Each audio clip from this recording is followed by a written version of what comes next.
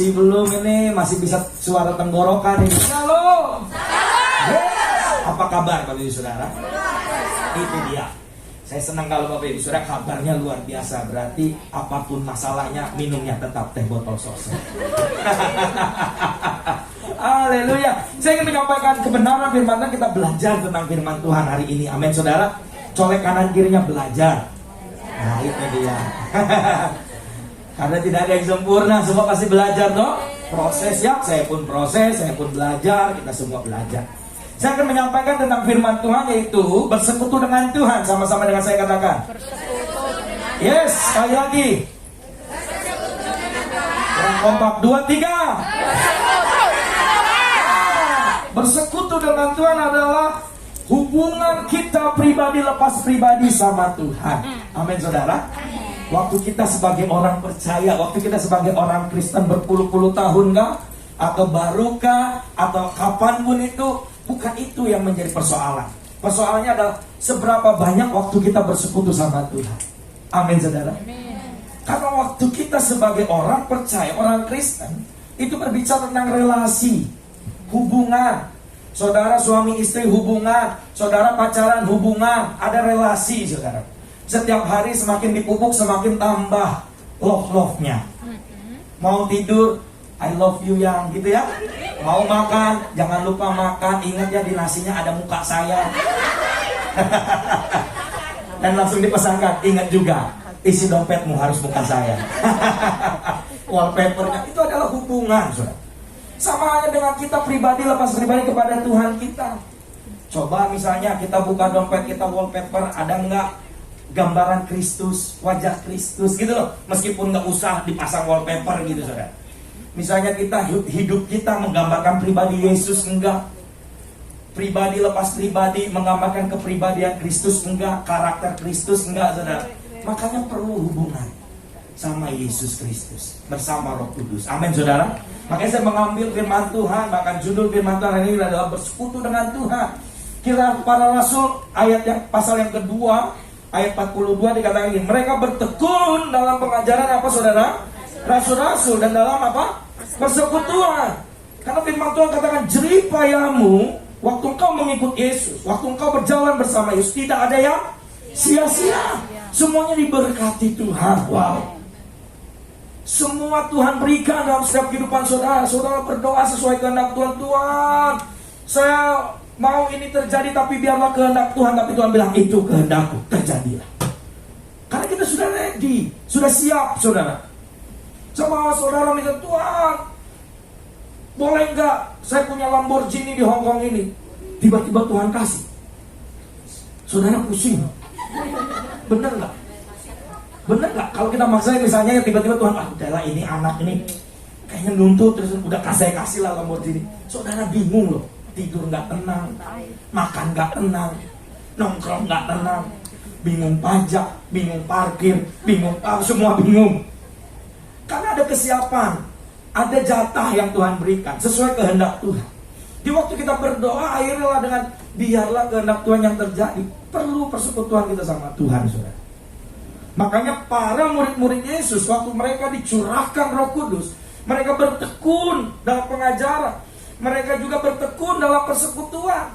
Seperti kita di hari ini, meskipun kita seminggu sekali, tapi kita bertekun, kita tunjukkan Tuhan kami mengasihimu. Amin saudara. Tuhan saya mencintaimu. Saya datang ke tempat ini karena saya lapar, karena saya haus akan hadiratmu, akan firmanmu. Ajar kami Roh Kudus. Bukan hanya kami pendengar saja, tapi kami menjadi pelaku firman Tuhan. Amin. Makanya perlu persekutuan sama Roh Kudus, persekutuan dengan Tuhan kita Yesus Kristus. Dan mereka selalu berkumpul untuk memecahkan roti dan selalu berdoa, saudara.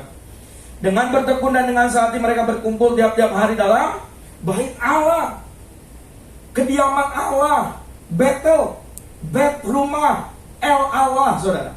Mereka berdiam dalam rumah Tuhan, rumah Allah. Menjadi gaya hidup mereka. Mereka haus terus setiap hari, setiap waktu. Mereka berdiam dalam rumah Allah, bait Allah. Mereka memecahkan roti, masing-masing bergilir dan makan bersama-sama dengan gembira dan dengan tulus hati, sambil memuji Allah. Seperti tadi kita praise and worship, penyembahan pujian yang kita naikkan kepada Tuhan. Itu semua untuk menyenangkan hati Tuhan. Amin, saudara. Amin. Dan kalimat selanjutnya bahwa dan mereka disukai apa? Semua orang, dan tiap-tiap hari Tuhan menambahkan jumlah mereka dengan orang-orang yang diselamatkan. Haleluya. Gaya hidup bersekutu dengan Allah akan membuat kita memiliki hubungan yang intim. Yang setuju katakan amin. Amin. Yes. Yang intim dengan Allah sehingga kita bertumbuh secara rohani dan mengerti kehendak Allah atas hidup kita. Amin, saudara. Amin. Gaya hidup apa saja kah yang harus dihidupi oleh orang percaya? Yang pertama adalah pastinya berdoa. Pray. Doa adalah nafas hidup orang percaya. Saudara bernapas hari ini? Hidup semua toh? Sama halnya dengan kerohanian kita. Kalau kita tidak pernah berdoa, berarti kerohanian kita tidak pernah bernafas. Engap-engap. Nah, waktu kita berdoa itu adalah gaya hidup kita sebagai orang yang terus rindu bersekutu sama Tuhan. Yang kedua adalah merenungkan dan melakukan firman Allah. Yang ketiga memuji dan menyembah Tuhan. Kita belajar poin yang pertama, berdoa. Berdoa adalah gaya hidup komunikasi dengan Allah. Nanti Bapak Ibu Saudara bisa catat ya ayat-ayat firman Tuhan. Doa dinyatakan dalam Alkitab antara lain berseru kepada Tuhan. Amin, saudara. Mengangkat jiwa kepada Tuhan. Tubuh jiwa roh kita persembahkan kepada Tuhan. Mencari Tuhan. Jadi berdoa itu juga mencari Tuhan. Berdiam dalam hadirat Tuhan. Menghampiri tahta karunia dengan keberanian juga, saudaraku. Nanti ayat-ayatnya saudara referensinya ada. Dan mendekati Allah. Di waktu kita berdoa, saudaraku, itu adalah langkah kita untuk berseru kepada Tuhan. Itu langkah kita mengangkat jiwa kepada Tuhan, mencari Tuhan, mendekati Tuhan, saudaraku. Kita lihat Daniel. Daniel 6 ayat yang 11 dikatakan gini. Demi didengar Daniel bahwa surat perintah itu telah dibuat, pergilah ia ke rumahnya. Dalam kamar atasnya ada tingkap-tingkap yang terbuka ke arah Yerusalem. Berapa kali dia berlutut, saudara? 3 hari sekali. Dia berlutut berdoa 3 kali sehari. Berarti masih konsentrasi. Itu pembelaan saya yang salah. 3 kali sehari dia berlutut berdoa serta memuji Allahnya. Seperti apa? Yang biasa dilakukannya. Jadi Daud melakukan ini itu bukan hal yang aneh buat dia. Daniel itu melakukan ini bukan hal yang aneh buat dia.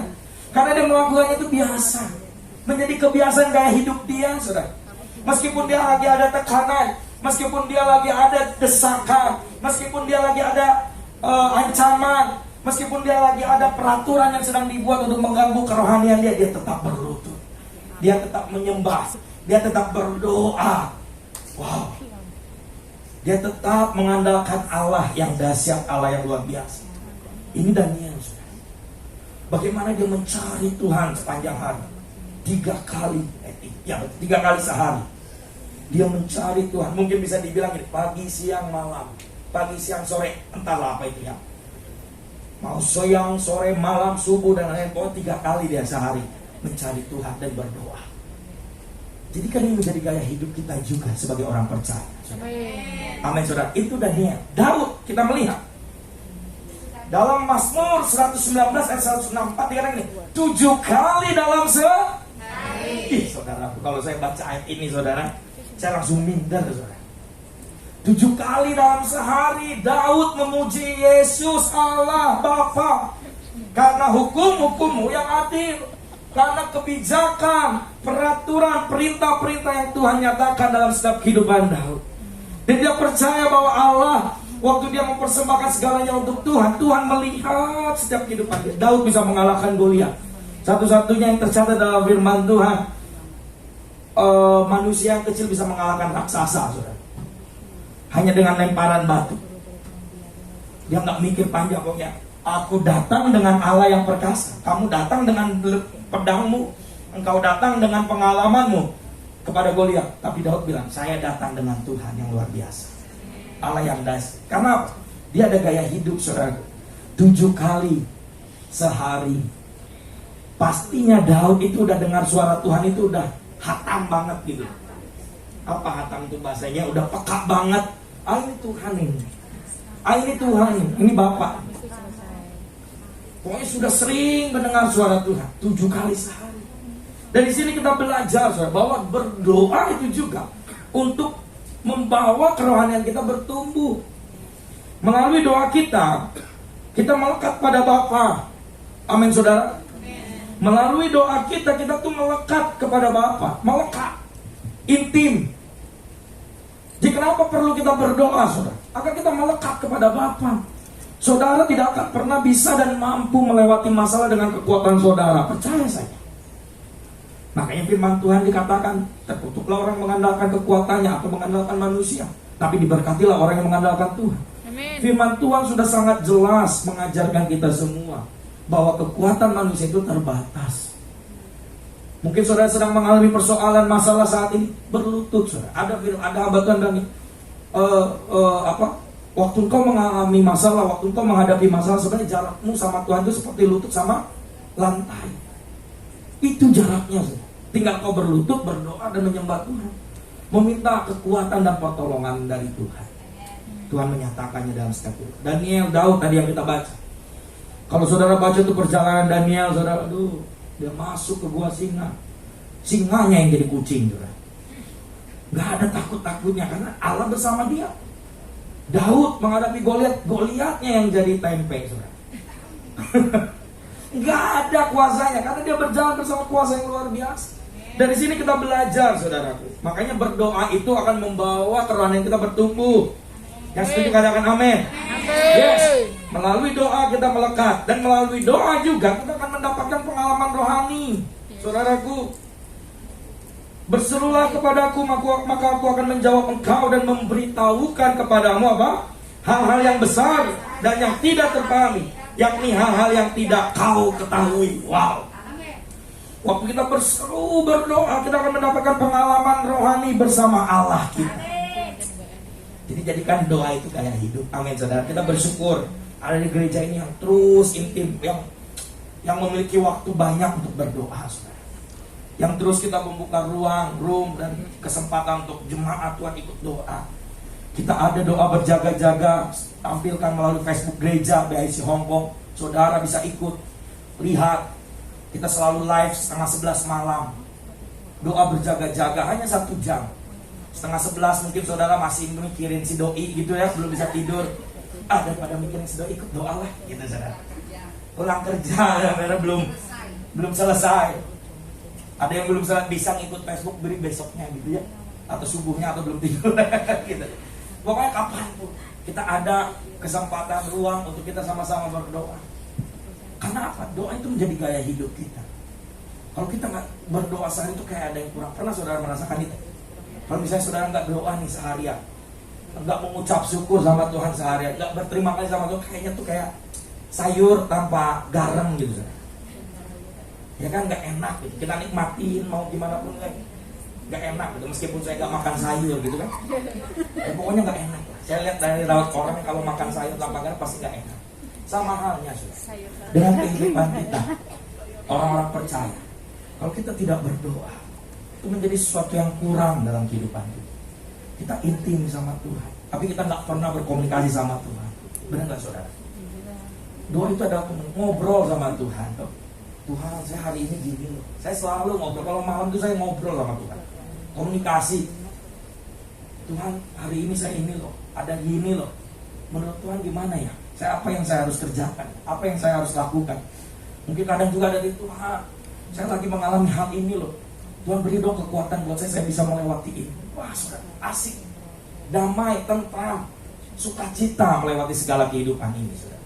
Makanya kita perlu berdoa sehingga itu akan membawa pengalaman rohani. Kita bertumbuh di dalam Tuhan. Dan doa juga akan membawa iman dan membuat iman kita diperbesar kapasitasnya, saudara. Matius 21:20, dan apa saja yang kamu minta dalam doa dengan penuh kepercayaan, kamu akan menerimanya sesuai dengan kehendak Tuhan. Ini yang pertama, berdoa. Kita belajar yang kedua, merenungkan dan melakukan firman Allah. Firman Allah adalah segala tulisan yang diilhamkan oleh Allah dalam seluruh isi Alkitab. Amin saudara. Perjanjian lama, perjanjian baru, semuanya ditulis dan diilhamkan oleh Allah kepada hamba-hambanya, yang harus direnungkan dan dilakukan oleh setiap orang percaya, sehingga mengalami pertumbuhan rohani dan menjadi kuat dalam iman kepada Kristus. Iman timbul dari pendengaran. Pendengaran akan firman Tuhan. Jadi saudara nggak pernah baca firman Tuhan, dengar firman Tuhan, saudara tidak akan pernah punya iman. Itu simpelnya. Karena iman Tuhan percayakan dan Tuhan berikan dalam setiap kehidupan saudara. Dan melalui pendengaran firman Tuhan, iman itu diperbesar kapasitasnya. Dan dikatakan juga ini 2 Timotius 3 ayat 16, nanti saudara bisa baca ya. Kata diilhamkan di situ adalah, ini bahasa Yunani dikit, nggak apa-apa saudara ya. Meskipun kita nggak bahas banyak lah. Theopneustos. Nah, tahu artinya saudara? Bukan ditiup saudara, teum. Terdiri dari 2 kata, yaitu theos yang artinya Allah dan pneo yang artinya bernapas. Jadi firman Allah adalah memberi nafas hidup ilahi bagi orang percaya. Ini kalimat asli yang diilhamkan saudara. Yaitu apa? Yang bernafas. Firman Allah itu memberikan nafas ilahi bagi orang percaya. Ada berkat-berkat waktu kita merenungkan dan melakukan firman Tuhan saudara. Yang pertama, hidup berhasil dan beruntung. Katakan amin. Yes. Berbahagia karena perbuatannya. Katakan amin. Menjaga hidup berjalan sesuai kebenaran. Yes. Dan yang terakhir, hati menjadi seperti tanah yang subur. Kayak ada lagu dulu, jagalah hati engkau nodai. Dijaga hatimu. Dunia aja udah nyanyikan itu saudaraku. Apalagi kita firman Tuhan, kebenaran firman-Nya untuk membuat hidup kita terus memiliki hati seperti Tuhan, pikiran, perasaan seperti Kristus Yesus. Jadi waktu kita merenungkan dan melakukan firman Allah, hati kita itu menjadi seperti tanah yang subur. Waktu bibit itu dilemparkan kepada tanah itu saudara, dia akan tumbuh, berakar kuat, berbuah lebat di dalam setiap kehidupan kita. Haleluya. Dan ini yang terakhir saudara, kita akan bahas. Yang ketiga, memuji dan menyembah. Praise and worship. Pujian adalah tindakan untuk mengagungkan atau memperbesarkan dan memuliakan Tuhan atas apa yang telah sedang dan akan diperbuatnya atas kita. Penembusan atau pengorbanan, pertolongan, berkat, penyertaan dan sebagainya. Saudara, pasti banyak apa yang Tuhan perbuat dalam setiap kehidupan saudara. Sedangkan penyembahan adalah tindakan untuk mengagungkan atau memperbesarkan dan memuliakan Tuhan karena pribadinya, karena Allahnya, yaitu kudus, besar, agung, tinggi, mulia, raja, pencipta dan sebagainya.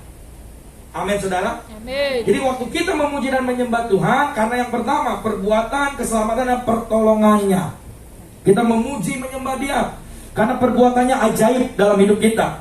Keselamatan yang dilimpahkan dan diberikan dalam hidupmu, dan pertolongannya selalu dinyatakan dalam kehidupan kita. Amin saudara. Oleh karena itu kita memuji dan menyembah Dia. Yang kedua, karena sifatnya, kekudusan, kebenarannya. Karena Dia adalah Allah yang kudus, Allah yang mulia, Dia benar. Amin. Dia tidak bercacat, Dia tidak bercela. Amin. Kita memuji Dia karena sifatnya, kekudusan dan kebenarannya. Dan yang ketiga, karena apa? Rasa syukur kepadanya atas apa? Berkat-berkat dan janji-janjinya. Amin. Dan karena itu inilah 3 hal kenapa kita memuji dan menyembah Tuhan. Karena perbuatan dan keselamatan yang Tuhan limpahkan dalam kehidupan kita. Karena sifatnya, kekudusan dan kebenaran yang Tuhan nyatakan dalam kehidupan. Karena rasa syukur kepadanya atas berkat-berkat, janji-janjinya yang diberikan dalam setiap kehidupan kita. Waktu kita bangun tidur saudaraku, nafas dihembuskan, nafas masih diberikan. Saya selalu katakan, baik di teman-teman, baik di manapun saya melayani, saya bilang, titik di mana kita tidak tahu lagi kita besok hidup atau tidak waktu kita tidur. Baik tidur siang, baik tidur malam, baik tidur subuh. Pokoknya waktu saudara tidur sudah nggak tahu besok hidup atau enggak. Benar nggak saudara? Karena kita nggak bisa merangkai semua. Tapi waktu kita buka mata, kita langsung bilang, thank you. Ya matiin alarm dulu lah kalau saudara bunyi alarm. Nanti kan ganggu juga waktu berdoa toh. Terima kasih Tuhan. Dredeng. Nggak enak juga. Matiin dulu alarm waktu menyembah Tuhan, mengucap syukur. Karena apa?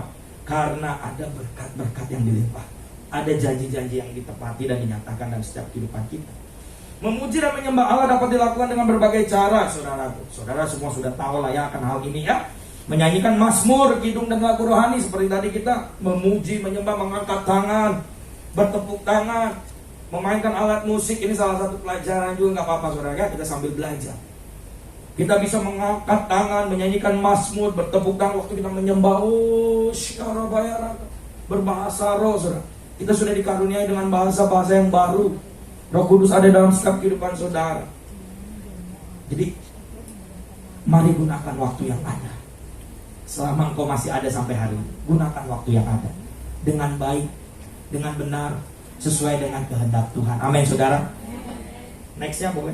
Mazmur 25:14, Tuhan bergaul karib dengan orang yang takut akan Dia, dan perjanjiannya diberitahukannya kepada mereka. Yuk sama-sama kita baca yuk dalam hitungan ketiga. 2, 3.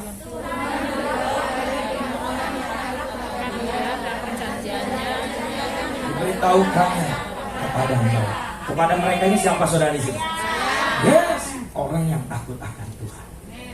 Bayangkan, perjanjiannya diberitahukan, rahasianya diberitahukan. Berarti begitu mulianya, begitu dahsyatnya, begitu sempurnanya Tuhan menciptakan kehidupanmu, saudara. Ya, waktu kau bercermin, wow, gambaran Kristus ada dalam kehidupan kita. Ini menjadi slide terakhir. Saya juga sudah pernah sampaikan ini, saudara. Sebab Tuhan mencintai hukum dan Dia tidak meninggalkan orang-orang yang dikasihinya. Amin, saudara. Jadilah pribadi yang tegar sekalipun sedang terkapar, saudara. Jadi pribadi yang tegar. Amin, saudara. Waktu kita bersekutu sama Tuhan, kita tidak menjadi seorang yang mudah dan menjadi seorang yang gampang menyerah kepada keadaan. Tapi kita menjadi pribadi yang tegar. Jadilah pribadi yang kokoh sekalipun dalam keadaan roboh. Kita tetap menjadi pribadi yang kokoh. Jadilah pribadi yang tetap termotivasi meskipun keadaan membuat kita frustasi. Jadilah pribadi yang besar hati meskipun mengalami patah hati. Yang ketawa kayaknya sudah pernah. Jadilah pribadi yang tangguh meskipun sedang terjatuh. Jadilah pribadi yang tangguh meskipun 1000 orang tidak menolong kita. Percayalah, satu tangan Tuhan yang siap menolong dan menopang kita. Beri tepuk tangan yang beri majalah kita. Tetap andalkan Tuhan dalam hidup kita. Satu ayat terakhir kita sama-sama baca sambil bangkit berdiri yuk. Mazmur 68 ayat 28. Dalam hitungan ketiga. 2, 3. Kekuatanmu ya Allah, tunjukkan kekuatanmu ya Allah. Engkau yang telah bertindak bagi kami. Haleluya.